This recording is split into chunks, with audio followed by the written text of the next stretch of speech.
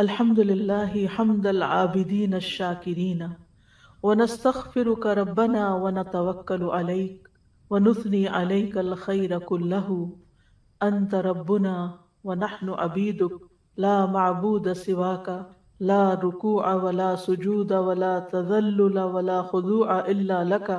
تمام حمد اللہ کے لیے ہے، عبادت کرنے والوں کی حمد اور شکر گزاروں کی حمد۔ اے ہمارے رب، ہم تجھ سے بخشش طلب کرتے ہیں اور ہم تجھ پر توکل کرتے ہیں، اور ہم تمام قسم کی خیر کے لیے تیری تعریف کرتے ہیں۔ تو ہمارا رب ہے اور ہم تیرے بندے ہیں، تیرے سوا کوئی معبود برحق نہیں، کوئی رکوع، کوئی سجدہ، کوئی عاجزی اور کوئی خشوع اور فرما برداری نہیں ہے مگر صرف تیرے لیے۔ اللہم صلی علی محمد وعلی آل محمد کما صلیت علی ابراہیم وعلی آل ابراہیم انک حمید مجید۔ اللہم بارک علی محمد وعلی آل محمد کما بارکت علی ابراہیم وعلی آل ابراہیم انک حمید مجید۔ انسان کا سب سے بڑا مسئلہ کیا ہے؟ انسان کا سب سے بڑا مسئلہ یہ ہے کہ موت کے بعد آنے والی زندگی میں اس کو نجات مل جائے، وہ وہاں کامیاب ہو جائے، کیونکہ اصل کامیاب وہی ہے جو آخرت میں کامیاب ہے۔ جو اللہ کی ابدی رحمتوں میں جگہ پا جائے وہی کامیاب ہے۔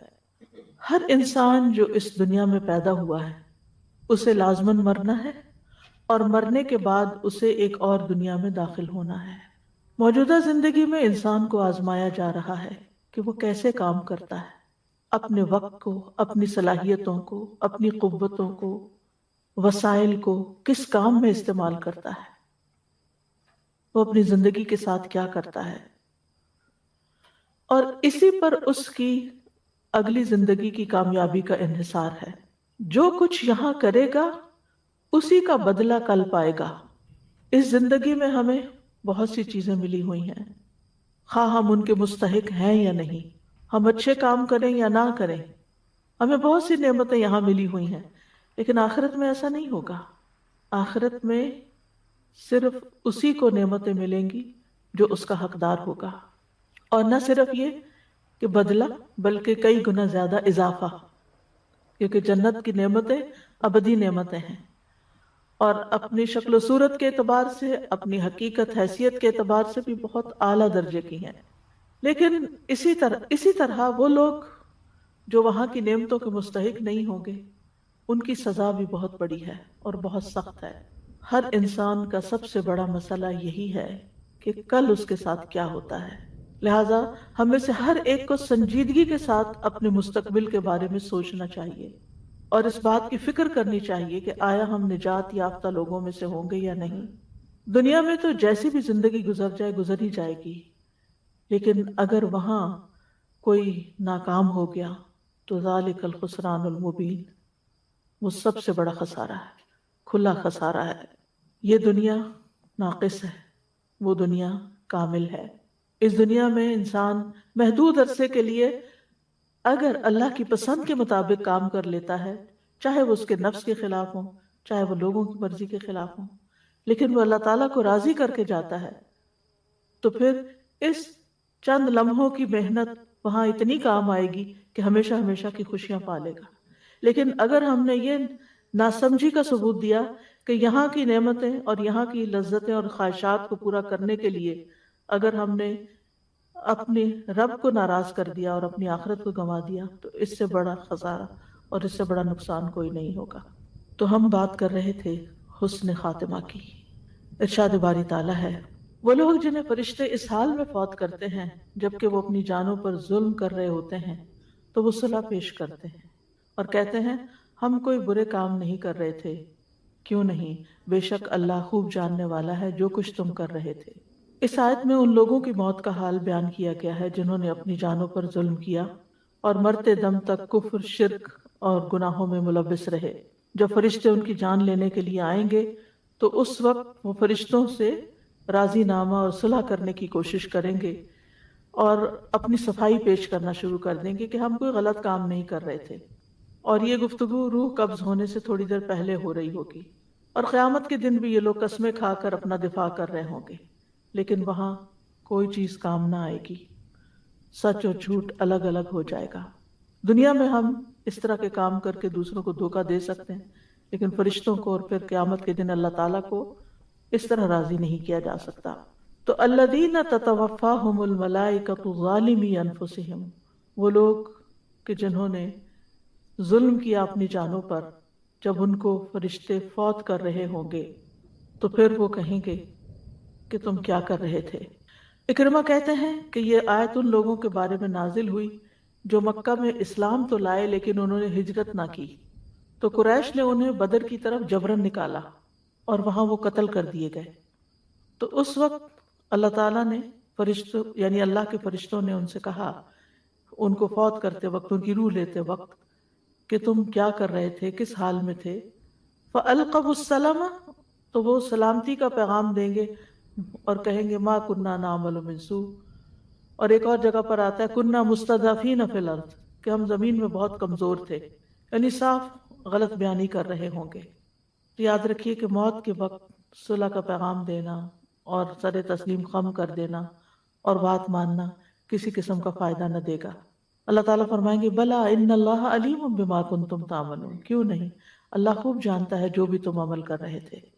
تو اس سے یہ پتہ چلتا ہے کہ اگر کوئی شخص گناہوں سے توبہ نہیں کرتا اور ظلم کر رہا ہوتا ہے اور اسی حال میں فرشتے اس کی جان لینے کو آ جاتے ہیں تو پھر اس کی نجات کا کوئی سامان نہ ہوگا۔ اور ظالم لوگوں کی موت کے وقت ان پر فرشتے سختی کر رہے ہوں گے۔ وَلَوْ تَرَىٰ إِذِ الظَّالِمُونَ فِي غَمَرَاتِ الْمَوْتِ وَالْمَلَائِكَةُ بَاسِطُو أَيْدِيهِمْ أَخْرِجُوا أَنفُسَكُمْ الْيَوْمَ تُجْزَوْنَ عَذَابَ الْهُونِ بِمَا كُنتُمْ تَقُولُونَ عَلَى اللَّهِ غَيْرَ الْحَقِّ وَكُنتُمْ عَنْ آيَاتِهِ تَسْتَكْبِرُونَ۔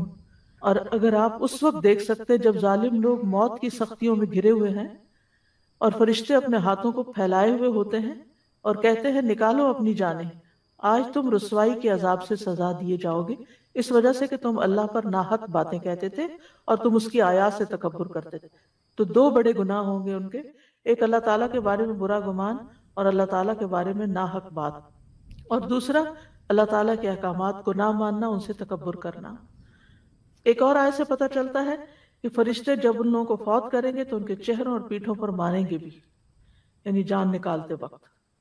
حدیث سے پتہ چلتا ہے کہ اس وقت ان پر جو فرشتے آئیں گے وہ ان کو ڈانٹیں گے اور ان سے کہیں گے اے نفس خبیثہ، اللہ کی ناراضگی اور غصے کی طرف چل، اور پھر سختی سے ان کی روح نکالیں گے اور پھر مسلسل عذاب کی خبر دیں گے ان کو۔ تو اس سے یہ پتہ چلتا ہے کہ آخری وقت انسان کا جو خاتمہ ہے وہ کاؤنٹ کرتا ہے کہ اس نے زندگی کا اختتام کس چیز پر کیا، کسی نیک کام پر کیا یا کسی برے کام پر کیا۔ تو اس بارے میں انسان کو بہت کانشیس رہنا چاہیے۔ اس کے برعکس وہ لوگ جو اچھے کام کر رہے ہوں گے ان کے پاس فرشتے کس حال میں آئیں گے؟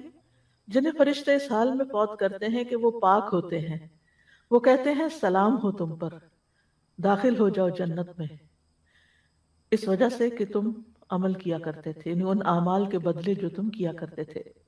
تو نیک لوگ، طیب لوگ جو ہیں ان کے پاس فرشتے خوشخبری لے کر آئیں گے، ان کا انجام اچھا ہوگا، ان کا خاتمہ اچھا ہوگا۔ طیب جب اشخاص کے لیے استعمال ہوتا ہے، یعنی کسی شخص کے لیے یا کسی چیز کے لیے، تو اس میں دو چیزیں شامل ہوتی ہیں۔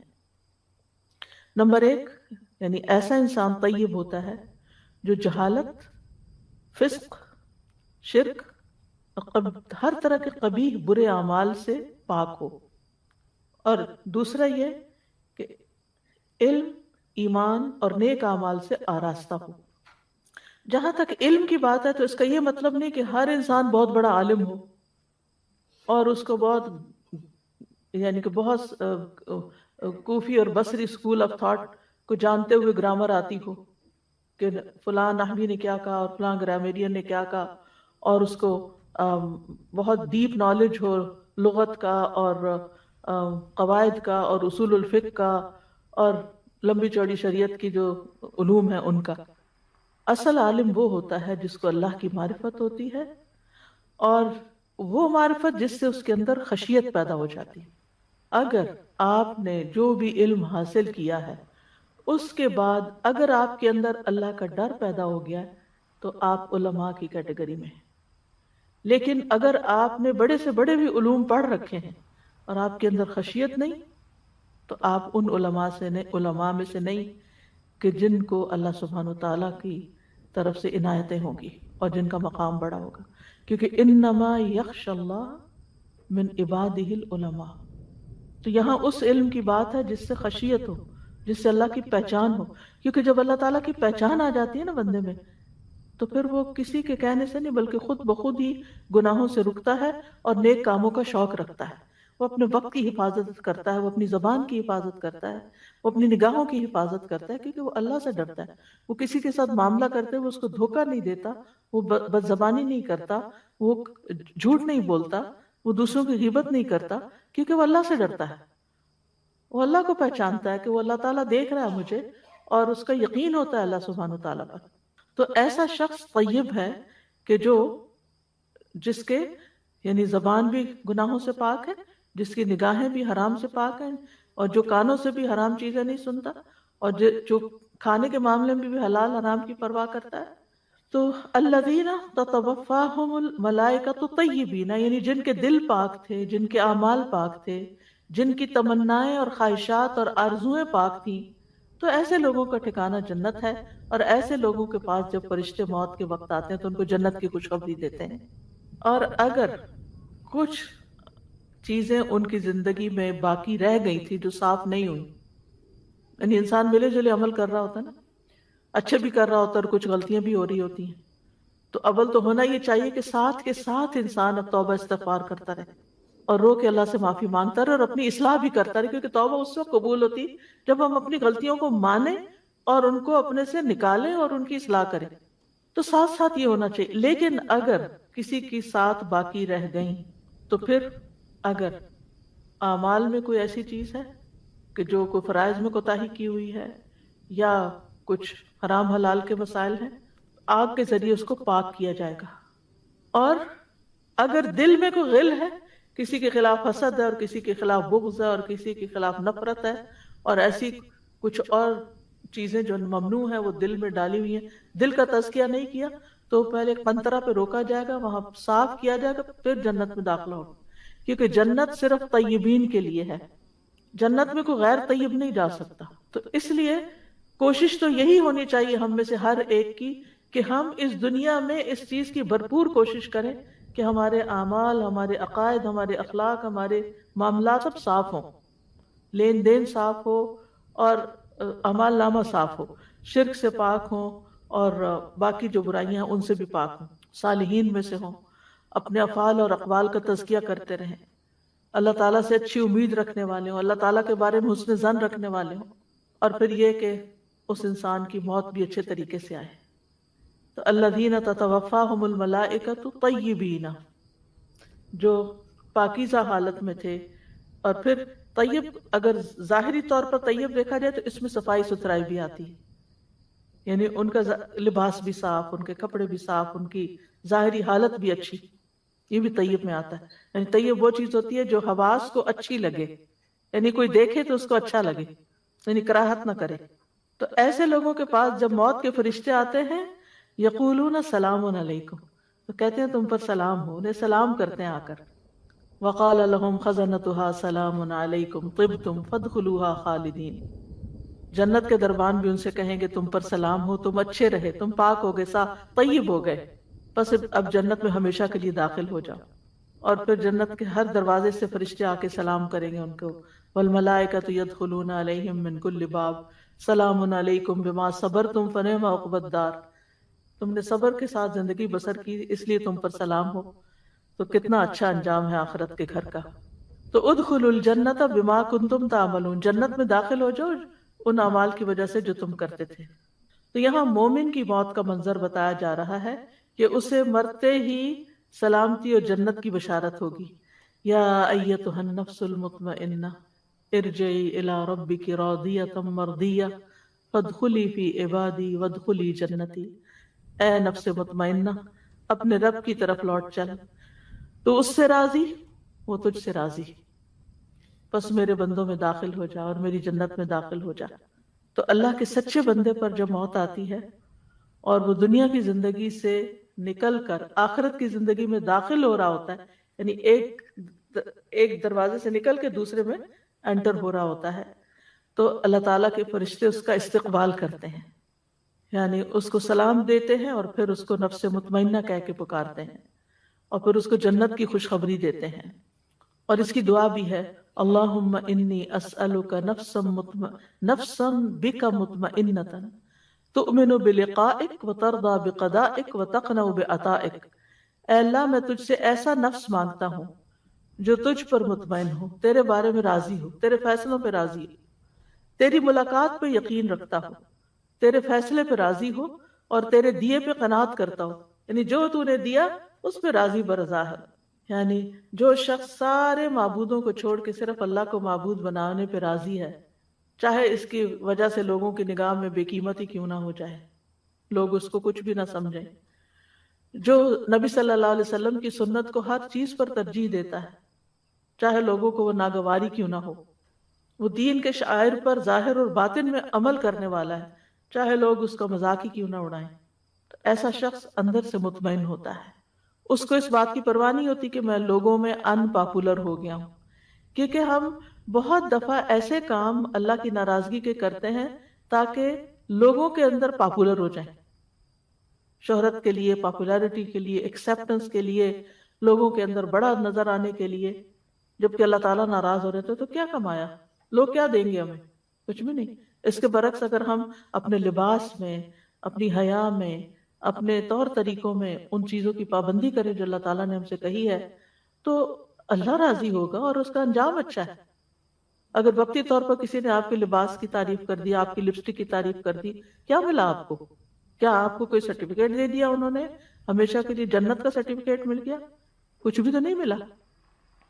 پھر کیوں کیا ایسا کام جو اللہ کو ناراض کرنے والا ہے؟ صرف بندوں کو دکھانے کے لیے؟ کتنا گھٹیا سودا ہے یہ۔ تو اگر ہمیں یہ یقین ہو جائے نا اللہ بڑا ہے اور اس کے سوا کوئی بڑا نہیں ہے، اور مجھے صرف وہ کرنا جو میرا رب راضی ہوگا، مجھے لوگوں کی پرواہ نہیں ہے، ایسا ہی شخص اپنے اندر بھی اپنے اوپر اس کو ایک کانفیڈنس بھی ہوتا ہے کہ جو میں کر رہا ہوں صحیح کر رہا ہوں، اور وہی نفس سے مطمئنہ ہوتا ہے، اس کے اندر کوئی ریگریٹ نہیں ہوتا، اس کے اندر کوئی پریشانی نہیں ہوتی، اس کے اندر کوئی اپنے ہی خلاف آواز نہیں اٹھتی ہوتی کہ تم کیا کر رہے ہو، کہیں تم کچھ ہو، کہیں تم کچھ اور ہو۔ تو یہ نفس مطمئن جو ہے یہ اللہ کا مطلوب بندہ ہے۔ اللہ تعالیٰ کی جنت میں ایسے ہی لوگ بسائے جائیں گے جہاں کوئی خوف اور غم نہیں ہوگا۔ لیکن اگر کوئی شخص نہ اللہ پہ راضی ہے، نہ اللہ کے دین پہ راضی ہے، نہ اللہ کے طریقوں پہ راضی ہے، تو پھر وہ اللہ بھی اس سے راضی کوئی نہیں۔ راضیۃ مرضیہ، وہ راضی ہے تو پھر اللہ بھی اس سے راضی ہے۔ اس کی دنیا سے روانگی بڑے اچھے خوبصورت طریقے سے ہے۔ فَأَمَّا إِن كَانَ مِنَ الْمُقَرَّبِينَ فَرَوْحٌ وَرَيْحَانٌ وَجَنَّةُ نَعِيمٍ وَأَمَّا إِن كَانَ مِنْ أَصْحَابِ الْيَمِينِ فَسَلَامٌ لَكَ مِنْ أَصْحَابِ الْيَمِينِ۔ اگر مقربین میں سے ہے تو اس کے لیے راحت، عمدہ رزق اور نعمت والی جنت ہے، اور اگر وہ دائیں ہاتھ والوں میں سے ہے تو تجھ پر سلام کہ تو دائیں ہاتھ والوں میں سے۔ پھر اسی طرح جو حدیث سے پتہ چلتا ہے کہ جو فرشتے آتے ہیں وہ روشن چہروں والے، اور پھر جنت کا کفن لاتے ہیں اور جنت کی خوشبو لاتے ہیں اور تا حد نگاہ بیٹھ جاتے ہیں اور پھر آسانی سے روح نکال کے لے جاتے ہیں، اور اس وقت مومن پھر اللہ کی ملاقات کا شوق رکھتا ہے، اور مومن کی جان نکل رہی ہوتی ہے اور وہ اللہ کی تعریف کر رہا ہوتا ہے، اللہ سے ناراض نہیں ہوتا۔ اور اس لیے یعنی مومن کے لیے موت راحت کا سامان کیوں ہے؟ کیونکہ اس کو یہ یقین ہوتا ہے کہ میں اللہ سے ملاقات کے لیے جا رہا ہوں۔ حسن بصری کہتے ہیں مومن کے لیے راحت صرف اللہ کی ملاقات میں ہی ہے۔ بندوں سے آپ ملاقات کرتے ہیں نا، کچھ باتیں آپ کو اچھی لگتی ہیں، کوئی نہ کوئی بات ایسی اچھی نہیں بھی لگتی بعض اوقات، تو وہ دل میں لے کے چلے آتے ہیں، لیکن مومن کی خوشی اللہ کی ملاقات میں ہے، اور جس کی راحت اللہ کی ملاقات میں ہو تو اس کی موت کا دن اس کے لیے خوشی کا دن ہوگا، امن، عزت اور شرف کا دن ہوگا۔ لیکن ہم سب اپنے دلوں کے اندر جھانکیں کہ ہمیں اللہ کی ملاقات کا کتنا شوق ہے اور اس کے لیے کیا تیاری ہے۔ تو بہرحال چند علامتیں اچھے خاتمے کی آج آپ کے سامنے رکھوں گی۔ ان میں سب سے پہلے تو توحید پر خاتمہ ہونا، لا الہ الا اللہ کا نصیب ہو جانا۔ جس کو یہ نصیب ہو جائے وہ خوش قسمت ترین انسان ہے، کیونکہ جو شخص لا الہ الا اللہ کا یقین رکھتے ہوئے فوت ہوگا وہ جنت میں داخل ہوگا۔ یاد رکھے صرف زبانی کلامی نہیں، یقین بھی میرا الہ اور معبود ایک ہی ہے۔ طلحہ بن عبید اللہ کہتے ہیں میں نے رسول اللہ صلی اللہ علیہ وسلم کو یہ فرماتے ہوئے سنا، میں ایک ایسا کلمہ جانتا ہوں کہ اگر کوئی شخص اپنی موت کے وقت وہ کلمہ کہہ لے تو اس کے لیے روح نکلنے میں سہولت ہو جائے اور قیامت کے دن اس کے لیے باعث نور ہو۔ تو عمر رضی اللہ عنہ نے فرمایا میں وہ کلمہ جانتا ہوں۔ ابو طلحہ نے پوچھا وہ کیا کلمہ ہے؟ فرمایا وہی جو نبی صلی اللہ علیہ وسلم نے اپنے چچا کے سامنے پیش کیا تھا، لا الہ الا اللہ۔ تو اس کی دعا کرنی چاہیے، ہمیں اپنی خاص دعاؤں میں لکھ لینا چاہیے کہ یا اللہ مرتے وقت کلمہ نصیب ہو۔ اور پھر شرک سے پاک ہوں، شرک خفی سے بھی اور شرک جلی سے بھی، بتوں کی گندگی سے بھی اور اس کے علاوہ ریاکاری سے بھی۔ پھر اچھے خاتمے کی علامت میں سے ہے کہ موت سے پہلے ہدایت مل جائے انسان کو۔ براء ابن عازب کہتے ہیں کہ نبی صلی اللہ علیہ وسلم کے پاس ایک آدمی لوہے کی زرہ پہنے ہوئے حاضر ہوا، عرض کیا یا رسول اللہ صلی اللہ علیہ وسلم میں پہلے جنگ میں شریک ہو جاؤں یا پہلے اسلام لاؤں؟ اسی موقع پہ اس کو خیال آیا کہ مسلمان والا کہ کتنا مشکل وقت تھا۔ آپ نے فرمایا پہلے اسلام لاؤ پھر قتال کرنا۔ چنانچہ وہ پہلے اسلام لایا، اس کے بعد اس نے قتال کیا، وہ شہید کر دیا گیا۔ آپ نے فرمایا عمل کم کیا لیکن اجر بہت پایا، کیونکہ شرک سے نکل آیا تھا۔ اسی طرح وہ جو 99 لوگوں کا قاتل تھا، جس کو یعنی کہ ابھی توبہ کی تھی اور جا رہا تھا نیک لوگوں کی طرف، تو اس کا بھی خاتمہ بخیر ہوا کہ وہ معاف کر دیا گیا۔ اسی طرح نیک عمل پہ خاتمہ ہونا، نبی صلی اللہ علیہ وسلم نے فرمایا جو شخص اللہ کی رضا چاہنے کے لیے ایک دن روزہ رکھے اور اسی پر اس کا اختتام ہو، یعنی فوت ہو جائے روزے کی حالت میں، تو وہ جنت میں داخل ہوگا۔ جو شخص اللہ کی رضا چاہنے کے لیے صدقہ کرے اور اسی پر اس کا اختتام ہو تو وہ جنت میں داخل ہو جائے گا۔ ابھی کچھ دن پہلے نسیم آپا فوت ہوئے تو کل یہ سنڈے کو مجھے بتا رہی تھی نسرین کے کوئی شخص شاید پاکستان سے آئے ہوئے تھے یا کوئی صاحب تھے، تو وہ کسی یونیورسٹی کے لیے فنڈ ریزنگ کر رہے تھے، تو انہوں نے ان سے بھی ذکر کیا، تو انہوں نے بھی یعنی $100 دے دیا اور اسی دن ان کی چند گھنٹوں کے بعد وفات ہو گئی۔ تو اپنی زندگی میں روز صدقہ کرنے کی عادت ڈالیں، چاہے تھوڑا ہی کیوں نہ ہو، جو حیثیت ہے، زیادہ ہو آ جائے تو زیادہ دے، تھوڑا ہے تو تھوڑا، لیکن کوئی دن صدقے کے بغیر نہ جائے۔ ہمیں نہیں پتا ہماری وفات کس دن ہوگی، اور اگر ہم بیمار ہو جائیں اور اس قابل نہ رہے تو اپنی اولاد کو یا جو بھی کوئی پاس ہے اس کو وصیت کریں کہ جب تک میری روح نکل نہ جائے، اور نکلنے کے بعد بھی صدقہ نہیں چھوڑنا۔ اور اگر اسی طرح کسی مردے کی، کسی شخص کی جو فوت ہو رہا ہو، جان نہ نکل رہی ہو، تو اس کی طرف سے صدقہ کریں، کیونکہ بعض اوقات بہت لمبا ہو جاتا ہے نا معاملہ، تو صدقہ جی نزع کی حالت طویل ہو جاتی ہے، اوپر والے بھی تنگ پڑ جاتے ہیں، تو ان کو بھی کہیں کہ صدقہ کریں۔ انس رضی اللہ عنہ کہتے ہیں کہ رسول اللہ صلی اللہ علیہ وسلم نے فرمایا کسی شخص پہ اس وقت تک تعجب نہ کیا کرو جب تک یہ نہ دیکھ لو کہ اس کا خاتمہ کس کام پہ ہو رہا ہے، اینڈ ٹائم پہ کیا ہوا اس کے ساتھ، کیونکہ خوش قسمت وہ ہے جس کا اینڈ اچھا ہو۔ کیونکہ بعض اوقات ساری زندگی ایک انسان اچھے کام کرتا رہتا ہے، اگر اس حالت میں فوت ہو جائے تو جنت میں چلا جاتا ہے، لیکن بعض اوقات بوڑھے بزرگوں کے لوگوں کے اندر تبدیلی آ جاتی ہے، نمازیں چھوڑ بیٹھتے ہیں۔ میں پرسنلی ایک شخص کو جانتی ہوں، ایک خاتون کو جانتی ہوں کہ جو اپنی جوانی میں اور اپنی باقی زندگی میں تہجد گزار رہی، سب نیکی نماز، پتہ نہیں کیا ہوا، نماز چھوڑ دی آخر میں آ کے، کوشش کے باوجود بھی، ان کو سمجھانے کے باوجود، سب کچھ کرنے کے ان کا دل ہی نہیں چاہتا تھا۔ تو اللہ تعالیٰ سے معافی مانگنی چاہیے اور توبہ کرنی چاہیے۔ کل بھی ہم نے پڑھا تھا نا، ربنا لا تزغ قلوبنا بعد اذ ہدیتنا۔ تو دل کی حالت کا نہیں پتا ہوتا کس وقت پھر جائے، کس وقت بدل جائے۔ آج اگر ہمیں شوق ہے نا کسی نیکی کے کرنے کا، تو پہلے تو توفیق مانگے اور پھر ان کو کہیں کہ پھر اس کے بعد یہ کہ توفیق مانگنے کے بعد پھر شکر ادا کریں، یعنی نیکی کرنے سے پہلے توفیق مانگتے رہیں، اور جب نیکی ہو جائے تو شکر ادا کیا کریں کہ اللہ تعالیٰ شکر ہے تو نے یہ کام کروا لیا، تاکہ یہ شکر مزید نیکی کو کھینچ لانے کا سبب بنے۔ احسان نہ جتایا کریں کہ میں نے اتنا کر لیا، کیونکہ اگر احسان جتائیں گے تو آئندہ نہیں موقع ملنے کا، کیونکہ احسان جتانا جو ہوتا ہے نا ناشکرے پن کی علامت ہوتی ہے، یعنی کام کر کے پھر مینشن کرتے رہنا اس کو۔ اور اسی طرح بعض اوقات ایک شخص طویل زندگی گناہوں میں گزارتا ہے، لوگ اس کو لان تان کرتے رہتے ہیں، پھر اس کو اچانک ہدایت ہو جاتی ہے، اس میں تبدیلی آ جاتی ہے اور اختتام اس کا اچھا ہو جاتا ہے۔ توبہ استغفار کر لیتا ہے. تو اگر انسان زندگی نیک اعمال میں گزارے گا تو انشاءاللہ اختتام بھی اچھا ہوگا، لیکن اللہ کی توفیق سے ہی ہو سکتا ہے. کوئی اپنے کسی نیک عمل پہ غرور نہ کرے اور اپنے آپ کو بڑی چیز نہ سمجھے. ماضی کے کچھ نیک لوگ تھے جن کو نیک اعمال پر خاتمے کی توفیق نصیب ہوئی. ان میں سے ایک ابو ثعلبہ خشنی اور مجاہد بن جبر ہیں. دونوں اس حال میں فوت ہوئے کہ وہ دونوں اللہ تعالیٰ کے سامنے سجدے میں پڑے ہوئے تھے، سجدے میں جان نکلی. عبد الرحمن بن ابان بن عثمان، حضرت عثمان کے پوتے ہیں، یہ اپنے گھر سے مسجد کی طرف نکلے، چاشت کی نماز پڑھی اور مسجد میں ہی فوت ہو گئے. یحییٰ بن عمار اس حال میں فوت ہوئے کہ وہ سورۃ القیامہ کی تفسیر کر رہے تھے.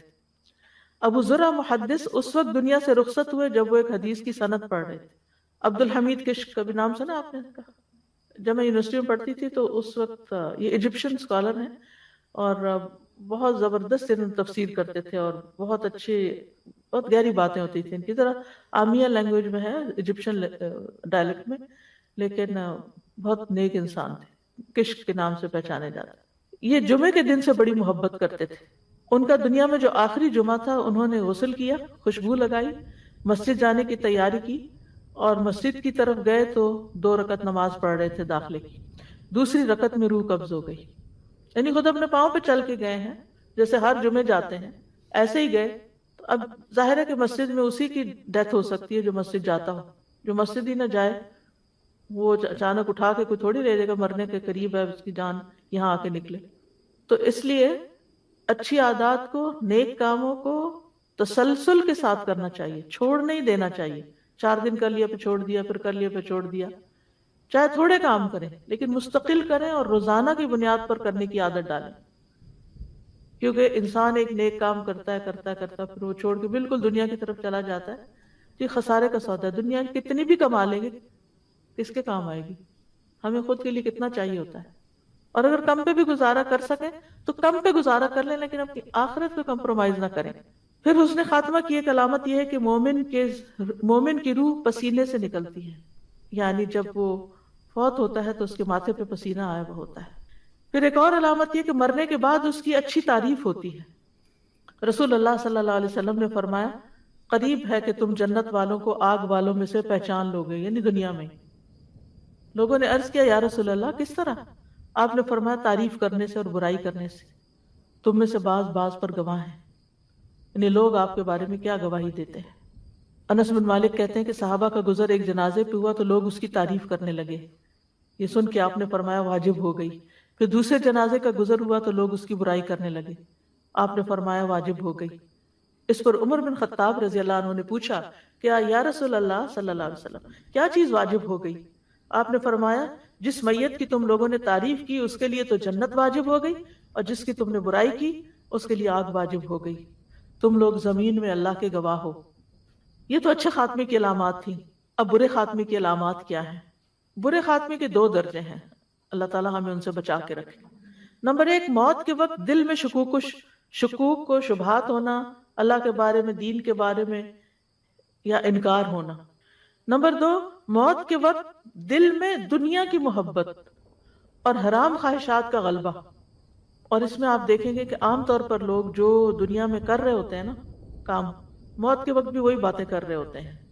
پھر اسی طرح شرک پہ خاتمہ ہونا، کفر پہ خاتمہ ہونا، اللہ اور اس کے رسول صلی اللہ علیہ وسلم کی مخالفت پر خاتمہ ہونا، دین کا مذاق اڑانا اور اس پہ خاتمہ ہونا، یا دین حق سے پھر جانا، ملحد بن جانا. اور پھر موت کے وقت اللہ کی ناراضگی کا کوئی کام کرتے ہونا، جیسے کسی کانسرٹ میں بیٹھے ہوئے ہیں یا کوئی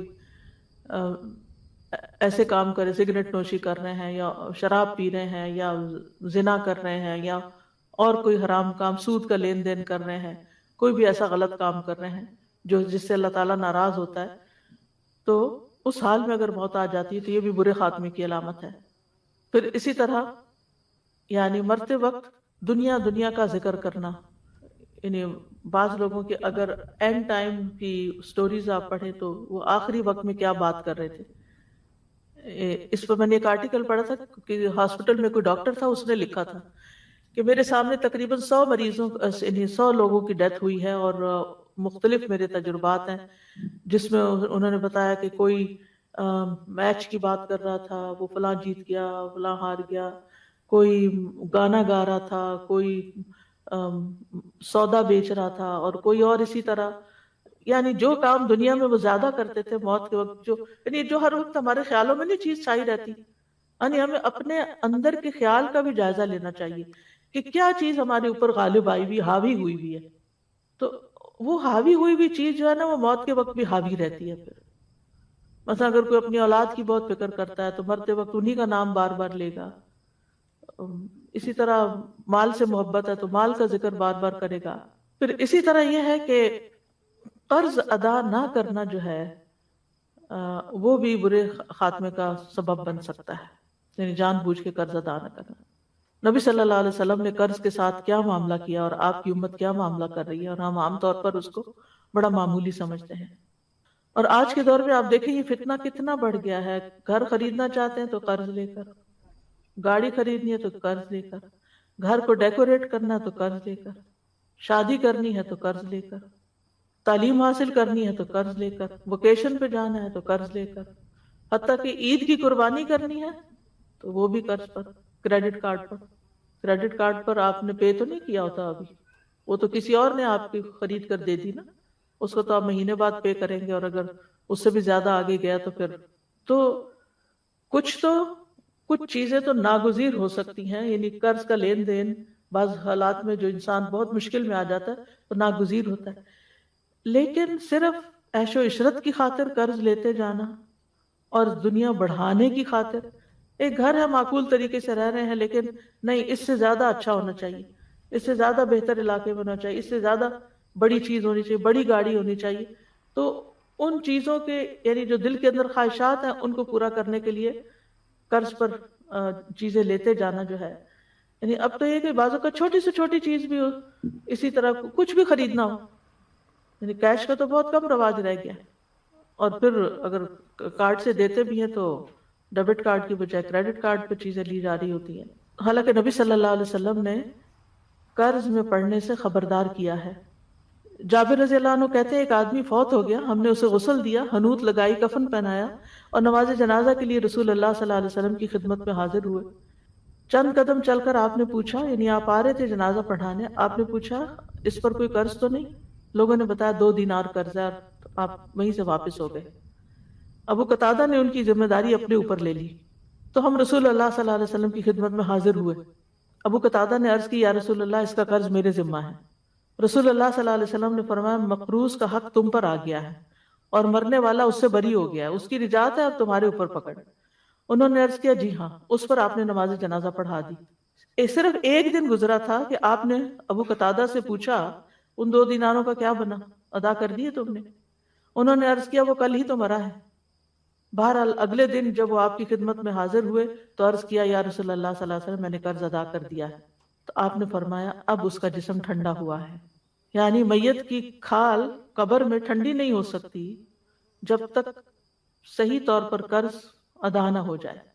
ابن عمر کہتے ہیں رسول اللہ صلی اللہ علیہ وسلم نے فرمایا جو شخص 1 دینار یا درہم کا قرض رکھتے ہوئے مرے وہ اس کے اعمال میں سے کاٹ لیا جائے گا، یعنی عمل اس کا لے لیا جائے گا، کیونکہ وہاں کوئی درہم و دینار نہیں ہوں گے. صحیح مسلم کی روایت میں ہے شہید سے سوائے قرض کے سب گناہ بخش دیے جاتے ہیں.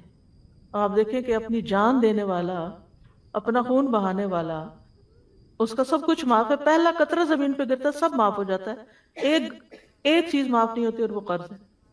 لیکن افسوس کے ساتھ کہنا پڑتا ہے کہ قرض کے معاملے میں لوگ بہت بہت غفلت برتتے ہیں، یعنی لے لیا اور اس کے بعد بھول گئے. اگر کوئی بھول بھی جائے نا تو اس کو یاد کرا دینا چاہیے تاکہ اس کے اوپر نہیں یا پھر معاف کرے.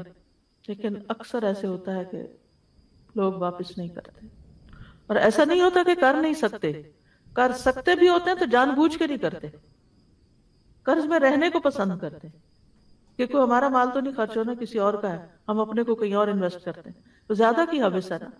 پھر اسی طرح سوء خاتمہ میں خودکشی بھی آتی ہے، خودکشی. پھر موت کے وقت کلمہ نصیب نہ ہونا.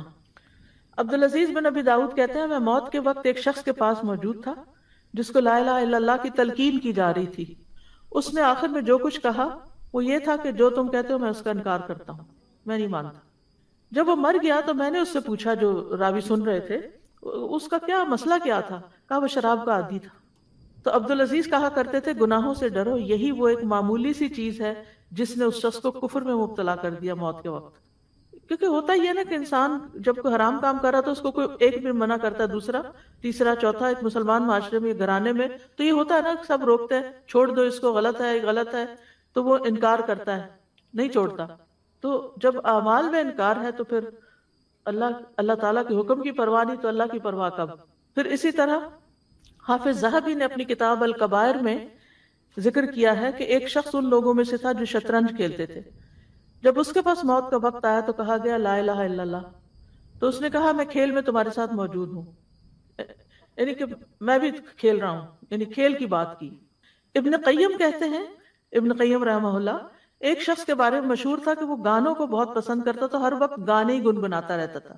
جب موت کا وقت آیا تو کہا گیا لا الہ الا اللہ پڑھو، پھر وہ گنگنانا شروع ہو گیا، اس وقت بھی گانا گانے لگ گیا، حتیٰ کہ موت آ گئی اور لا الہ الا اللہ منہ سے نہیں نکلا۔ ابن قیم کہتے ہیں مجھے بعض تاجروں نے اپنے رشتہ داروں کے بارے میں بتایا کہ جب ان کے رشتہ دار پہ موت کا وقت آیا تو وہ اس کے پاس تھا اور وہ لوگ اس کو لا الہ الا اللہ پڑھنے کو کہہ رہے تھے، اور وہ کہتا تھا یہ چیز سستی ہے، یہ قیمتی ہے، یہ مہنگی ہے، یہ سستی ہے، یعنی اس کے منہ سے وہی باتیں نکل رہی تھی جو ہر روز ہر روز ہر روز ہر روز کر رہا تھا۔ یعنی جو چیزیں آپ ہر روز کرتے ہیں تو وہی چیزیں موت کے وقت پھر انسان کے منہ سے نکلنا شروع ہو جاتی ہیں۔ تو اس لیے بہت ضروری ہے کہ ہم حسن خاتمہ کی دعائیں بھی کریں، اور اس کے ساتھ ساتھ اپنی ڈیلی روٹین کا جائزہ لیں کہ ہم کن مشغلوں میں پڑے ہوئے ہیں، کن کاموں میں پڑے ہوئے ہیں، اور ہماری آخرت کے لیے کون سا وقت ہے۔ کیا کہ کوئی ایسا ٹھیک ہے نمازیں ہم آٹو پہ پڑھ لیتے ہیں، بس پڑھی اٹھی، اس نماز میں اللہ کو یاد کم ہی کرتے ہیں، تو بعد میں کیا کریں گے؟ اللہ رحم کرے ہم پر۔ تو اپنی روٹین میں ایسی چیزیں، یعنی آخرت کی یاد، اللہ کا ذکر، صدقہ خیرات، اور اگر روزے رکھنا مشکل ہو رہا ہے تو اس کی توفیق مانگیں، یا اللہ مجھے توفیق دے دے، میرے لیے آسان کر دے۔ جو نیکی بھی کرنا چاہتے ہیں اور حالات نہیں کرنے دے رہے تو اللہ سے مدد مانگنی شروع کر دیں، اور اگر یقین کے ساتھ اللہ سے مدد مانگیں گے اللہ تعالیٰ غیب کے خزانوں سے مدد کرے گا اور آپ کو توفیق دے دے گا۔ تو حسن خاتمہ کی دعا میں ایک تو وہی ہے جو یوسف علیہ السلام کی دعا ہے، فاطر السماوات والارض انت ولی فی الدنیا والآخرہ توفنی مسلما والحقنی بالصالحین۔ اور پھر ابراہیم علیہ السلام کی دعا رب ہب لی حکما والحقنی بالصالحین۔ اور پھر ربنا لا تزغ قلوبنا بعد اذ ہدیتنا، یعنی اللہ ہدایت دے دی ہے تو ہمیں بھٹکانا نہیں، ہمارے دل ٹیڑھے نہ کرنا، موت تک ہمارا یعنی ہم ایمان پر قائم رہیں، یعنی مجھے حکمت عطا کرو، مجھے نیک لوگوں کے ساتھ ملا دے، اور پھر اے رب ہدایت دینے کے بعد دلوں کو ٹیڑھا نہ کر، اور اپنے پاس سے ہمیں رحمت عطا فرما، وَهَبْ لَنَا مِن لَّدُنْكَ رَحْمَةً إِنَّكَ أَنتَ الْوَهَّابُ، بلا شبہ تو ہی سب کچھ عطا کرنے والا ہے۔ پھر ربنا فاغفر لنا ذنوبنا وکفر عنا سیئاتنا وتوفنا مع الابرار، اے ہمارے رب بس ہمارے گناہ معاف کر دے اور ہماری برائیاں ہم سے دور کر دے اور ہمیں نیک لوگوں کے ساتھ موت دے۔ دیکھیں یہ دعا کوئی چھوٹی سی دعا نہیں ہے کہ نیک لوگوں کے ساتھ موت دے۔ اگر زندگی میں آپ نیک لوگوں کے ساتھ اٹھتے بیٹھتے نہیں ہیں تو موت کیسے ان کے ساتھ آئے گی؟ آپ دیکھیں کہ جب کوئی بیمار ہوتا ہے نا تو ہاسپٹل میں لوگ اس کو وزٹ کرنے کے لیے آتے ہیں۔ اگر آپ کبھی ہاسپٹل میں گئے ہوں تو آپ نے دیکھا ہوگا، اگر کسی وارڈ میں جانے کا اتفاق ہو، آپ نے دیکھا ہوگا کہ ہر ایک وزٹرز مختلف ہوتے ہیں۔ وہ وزٹرز کون ہوتے ہیں؟ جو اس کے چاہنے والے ہوتے ہیں، جس سے اس کی دوستی ہوتی، جس سے اس کا تعلق ہوتا ہے۔ تو سوچیں کہ اگر ہمیں کوئی وزٹ کرنے آ رہا ہے تو کون آ رہا ہے، کیسے لوگ آ رہے ہیں، کن لوگوں سے میل جول اور کن کا آنا جانا ہم پسند کرتے ہیں۔ پھر آپ دیکھیں کہ دوسری کوشش گھر والوں کے ساتھ ہو، یعنی ہسپتال، یا تو ہسپتال میں موت آتی عام طور پر، باقی تو اللہ کو پتا ہے، کسی کی تو خوش قسمت کی مسجد میں آتی ہے اور کسی کی حرم پاک میں اور کسی کی اللہ کے راستے میں جا رہا ہوتا ہے، تو یہ تو ہر ایک کا اپنی قسمت ہے، اللہ تعالیٰ سب کے لیے اچھا کرے۔ لیکن عمومی طور پر یا انسان گھر میں مرتا ہے یا ہسپتال میں مرتا ہے نا، تو ان دو جگہوں پر ہمارے آس پاس کون ہوگا؟ اس لیے گھر والوں کی بھی اصلاح کی اور ان کی ہدایت کی، اپنے اندر اتنی تڑپ رکھیں کہ رو رو کے ان کی ہدایت کے لیے دعائیں کریں، کیونکہ بعض اوقات چیزیں بنی بنائی نہیں ملتی۔ کچھ لوگ تو ہوتے ہیں نا ان کو بنا بنایا ماحول مل جاتا ہے، نیک شوہر مل گیا، نیک اولاد مل گئی، نیک بہن بھائی ہوئے، وہ آخری وقت میں وہی پاس ہیں تو کلمہ پڑھ رہے ہیں اور ذکر کر رہے ہیں، اور کوئی قرآن پڑھ رہا ہے اور کوئی کچھ کر رہا ہے. لیکن اگر آپ سمجھتے ہیں کہ آپ کے ساتھ ایسا نہیں ہے تو پھر اس کی دعا شروع کر دیں. اللہ تعالیٰ خیر کے خزانوں سے مدد کرے گا اور اسباب پیدا کر دے گا، کیونکہ جس چیز کی ہم طلب رکھتے ہیں نا، تو اللہ بھی ہماری سچائی کو جانتا ہے کہ ہم کیا چاہتے ہیں. تو ان کے لیے دعائیں کریں. اور پھر اگلی دعا میں کیا ہے؟ ربنا افرغ علینا صبرا وتوفنا مسلمین.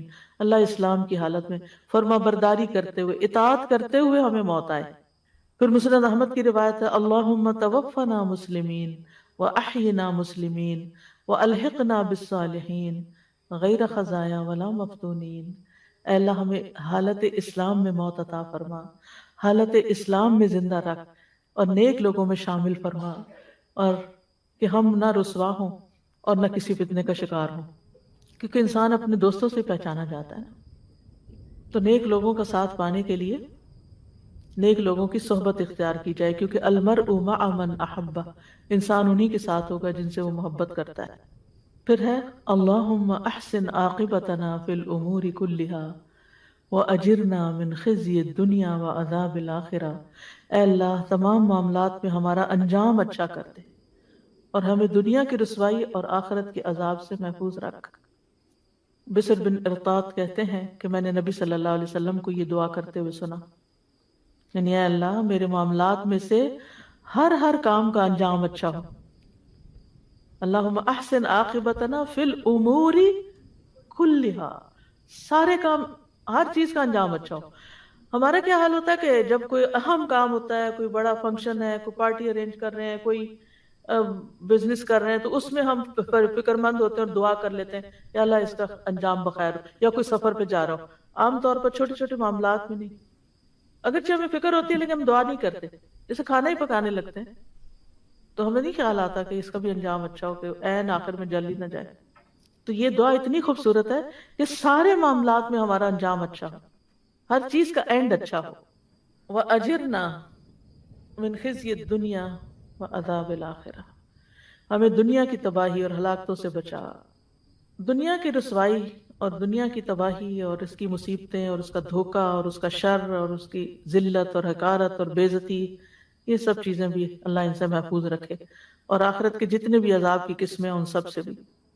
پھر ایک اور دعا ہے سلسلہ صحیحہ کی، اللہم انی اسألک عملا بالحسنات وترکا للمنکرات واذا اردت فی قوم فتنة وانا فیہم فاقبضنی الیک غیر مفتون. اے اللہ بے شک میں تجھ سے نیکیاں کرنے اور برائیوں کو ترک کر دینے کا سوال کرتا ہوں، اور جب تو لوگوں کو فتنے میں مبتلا کرنا چاہے اور میں وہاں موجود ہوں تو مجھے فتنے سے بچا کے اپنے پاس بلا لینا. یعنی اگر کوئی ایسا مسئلہ یا مرحلہ آ جائے کہ میں بیچ میں گھسیٹا جا رہا ہوں تو یا اللہ مجھے تو تم اپنے پاس بلا لینا اور فتنوں سے بچا لینا. ابن رجب کہتے ہیں اس کے بارے میں، وَإِذَا أَرَدْتَ فِتْنَةً فِي قَوْمٍ، وہ کہتے ہیں کہ اس دعا کا مقصد یہ ہے کہ جب تک انسان دنیا میں زندہ رہے دنیا کے فتنوں سے سلامتی میں رہے. پس اگر اللہ عز و جل اپنے بندے کے لیے کسی فتنے کو مقرر کر دے تو وہ اپنے بندے کو اس فتنے کے برپا ہونے سے پہلے اٹھا لیتا ہے. تو بہرحال یہ بڑی اہم دعاؤں میں سے ہے یہ بھی. اور پھر اللہم بعلمک الغیب وقدرتک علی الخلق احیینی ما علمت الحیات خیرا لی وتوفنی اذا علمت الوفاة خیرا لی. اللہم واسألک خشیتک فی الغیب والشہادہ واسألک کلمۃ الحق فی الرضا والغضب واسألک القصد فی الفقر والغنى واسألک نعیما لا ينفد واسألک قرۃ عین لا تنقطع واسألک الرضا بعد القضاء واسألک برد العیش بعد الموت واسألک لذة النظر الى وجهک والشوق الى لقائک فی غیر ضراء مضرة ولا فتنة مضلة. اللہم زیننا بزینة الایمان واجعلنا ہداة مہتدین. اے اللہ تو اپنے علم غیب سے اور اپنی اس قدرت کے ذریعے سے جو تجھ کو مخلوق پر ہے مجھے زندہ رکھ جب تک تو جانتا ہے کہ میرے لیے زندہ رہنا بہتر ہے، اور مجھے موت دے جب تو جانتا ہے کہ میرے لیے موت بہتر ہے۔ اے اللہ میں ظاہر اور باطن میں تیرا خوف مانگتا ہوں، اور خوشی اور غصے کے وقت حق بات کہنے کی توفیق مانگتا ہوں، خوشی اور غصے کے وقت، اور محتاجی اور غنا میں میانہ روی مانگتا ہوں، اعتدال، اسراف نہیں، اور نہ ختم ہونے والی نعمت مانگتا ہوں، اور نہ قطع ہونے والی آنکھوں کی ٹھنڈک مانگتا ہوں، اور تقدیر پر راضی رہنے کا سوال کرتا ہوں، اور موت کے بعد زندگی کی ٹھنڈک مانگتا ہوں، موت کے بعد کی زندگی کی ٹھنڈک مانگتا ہوں، اور تیرے چہرے کو دیکھنے کی لذت کا سوال کرتا ہوں، اور تجھ سے ملاقات کا شوق مانگتا ہوں، شوق بھی تو ہو نا، بغیر اس کے کہ کسی نقصان دہ مصیبت میں پھنسوں یا کسی گمراہ کن فتنے میں مبتلا ہوں۔ اے اللہ ہمیں ایمان کی زینت سے مزین کر دے اور ہمیں ہدایت یافتہ لوگوں کا رہنما بنا دے۔ وجعلنا للمتقین اماما بھی اسی قبیل سے ہے۔ تو اس میں بھی اچھے خاتمے کی دعا ہے، اور ایمان والی زندگی ہو تو زندہ رہیں، اور اگر کہیں کسی فتنے میں پڑنے کا ڈر ہو تو۔ السلام علیکم استاد علی، ایک سوال ہے۔ جیسے آپ نے بولا کہ صدقہ انسان کی جب روح نکل رہی ہوتی ہے تو آسانی کے لیے صدقہ بھی دیں تو بہت اچھا آسان۔ اب جیسے صدقہ کہیں باکس رکھے ہوتے ہیں صدقے کے، کہیں رکھے ہوتے ہیں ڈونیشن کے، اور کبھی کبھی ایسا ہوتا ہے کہ کوئی کہتا ہے یہ صدقے میں ڈال دینا، تو مسجدوں کے اندر یا کہیں چیزیں سیل ہو رہی ہوتی ہیں تو یہ پتہ ہے کہ وہ ڈونیشن میں ہی جاتے ہیں، پیسے اللہ کے نام میں ہی جاتے ہیں، تو آپ مجھے پلیز یہ بتائیں کہ صدقہ صدقے کے ہی ڈبے میں جانا چاہیے یا ہم ڈونیشن میں بھی دے سکتے ہیں، کہیں بھی دے دیں، اور ہم کھانے کی چیز لے لیں یا کچھ بھی کر دیں، وہ صدقہ ہی ہے نا؟ بہت وسیع معنی ہے صدقے کا، جزاک اللہ۔ یعنی ڈیپینڈ کرتا ہے آپ کہاں پر ہیں اس وقت، آپ کے آس پاس کون ہے، آپ کو کیا کس کا دل میں خیال آ گیا ہے۔ جیسے میری والدہ کی جب ہاسپٹل میں تھی تو ان کے ویسے ٹھیک، یعنی کہ وہ ظاہر کے آئی سی یو میں تھی، لیکن دوسرا تیسرا دن تھا تو ایسے ہی میرے دل میں خیال آیا کہ کیوں نہ ان کے لیے کوئی خاص صدقہ کیا جائے۔ ویسے تو صدقہ ہم کر رہے تھے لیکن مجھے خیال ہے کہ بیماروں پہ صدقہ کرنا چاہیے۔ تو وہ تو ایک پرائیویٹ ہاسپٹل میں تھی تو میں نے اور اپنے داماد کو بھیجا کہ جا کے تو جو گورنمنٹ کا ہاسپٹل ہے اور اس کے باہر بھی لوگ بیٹھے ہوتے ہیں تو وہاں پھر اس نے جا کے تو لوگوں کو کھانے پینے کی چیزیں دی، بچوں کو بھی ساتھ لے گیا، بچوں کے ہاتھ سے بھی دلوائی، تو اسی دن صبح پھر ان کا انتقال ہو گیا۔ تو یہ ہے کہ یعنی انسان اس وقت کئی جگہوں پہ انسان کر سکتا ہے لیکن ایسے دل میں خاص خیال آ جاتا ہے کہ یہ یہاں زیادہ ضرورت ہے کسی بھی شکل میں، یعنی یہ سوچتے نہ رہ جائیں یہاں یہ لکھا ہے یہاں یہ کرنا ہے وہ کرنا ہے۔ عام طور پہ جب حالت خراب ہوتی تو یاسین سنائی جاتی ہے، تو میں نے یہ کہا کہ جب میرا وقت آئے یاسین بھی سنائی جائے، لیکن جو بھی میرے پاس بیٹھا وہ کلمہ ضرور پڑھتا رہے، اور دوسری کہ مجھے ہرگز وینٹیلیٹر نہ لگایا جائے، سکون سے جانے دیا جائے۔ تو یہ بات صحیح میں کر رہی ہوں؟ ہاں یہ تو ٹھیک ہے، وینٹیلیٹر بھی نہ لگایا جائے اور لا الہ الا اللہ بھی پڑھایا جائے، لیکن یاسین والی جو ہے نا یہ روایت ضعیف ہے۔ اچھا، قرآن کا کوئی بھی حصہ جو آسانی سے پڑھ سکے۔ صحیح، لیکن اس وقت حالت اتنی خراب ہو رہی ہوتی آدمی کی کہ بعض وقت ممکن اسے یاد نہ رہا، لیکن اگر کان میں لا الہ الا اللہ آ رہا ہوتا ہے، سن رہا ہوتا آدمی، تو پھر کہ اس کی زبان پر بھی وہ ورد ہو جاتا ہے، اگر زبان بند بھی ہوگی تو دل میں وہ ہو بالکل۔ جاتا ہے۔ پھر دعا ہے اللہم اصلح لی دینی الذی هو عصمت امری واصلح لی دنیای التی فیہا معاشی واصلح لی آخرتی التی فیہا معادی واجعل الحیاة زیادتا لی فی کل خیر واجعل الموت راحتا لی من کل شر۔